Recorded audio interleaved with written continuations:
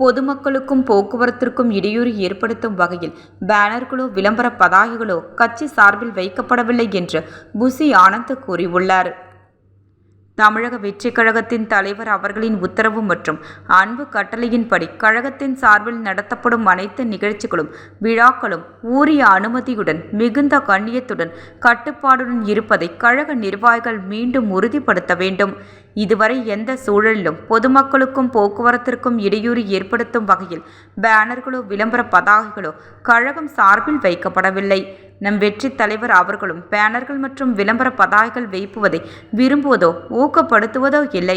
எனவே கழக தலைவர் அவர்களின் உத்தரவை மாநிலம், மாவட்டம், நகரம், ஒன்றியம், பேரூர், கிளைக்கழகம் மற்றும் சார்பு அணிகள் உள்ளிட்ட கழகத்தின் அனைத்து நிலையிலான அமைப்புகளும் மிகவும் கண்டிப்புடன் பின்பற்ற வேண்டும்.